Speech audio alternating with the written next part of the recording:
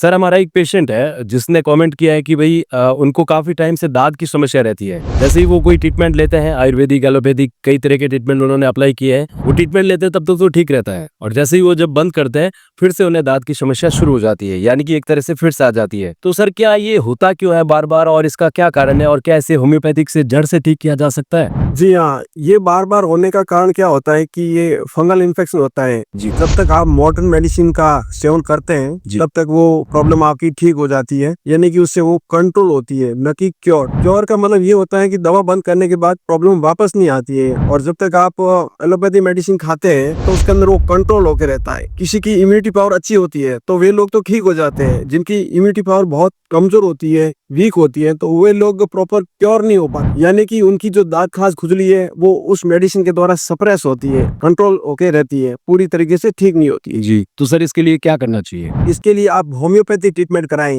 इसमें समय जरूर लगता है, लेकिन एक समय के बाद वो आपकी जो प्रॉब्लम है वो रूट से खत्म हो जाएगी। तो क्या सर होम्योपैथिक में इसके लिए कोई अच्छी रेमेडी आती है जिसका यूज करके इसको ठीक किया जा सके? जी हाँ, होम्योपैथी के अंदर एक बायो कॉम्बिनेशन आता है 20। उसका सेवन करने से कई लोग ठीक हो जाते हैं, यानी कि 40 to 50% रिजल्ट मिल जाते हैं। लेकिन उसके बावजूद भी आपकी परेशानी बनी रहती है, तो होम्योपैथी दवा पेशेंट्स के लक्षणों के आधार पर, सिम्टम के आधार पर दी जाती है। तो आप एक बार जरूर कंसल्ट करें। आपको रिंगवर्म की जो प्रॉब्लम है वो हमेशा के लिए ठीक हो जाएगी, बार बार डॉक्टर के पास नहीं जाना पड़ेगा। तो सर इसकी जो आपने कॉम्बिनेशन बताया, इसको यूज कैसे करना है? इसकी 4 गोली जी पे सूज के सवेरे लीजिए और शाम को लीजिए। आप 7 डेज तक सेवन करके इसको आप बंद कर दीजिए, फिर आप ऑब्जर्व करें। अगर आपको ठीक होता है तो ठीक, नहीं तो एक बार कंसल्ट जरूर करें।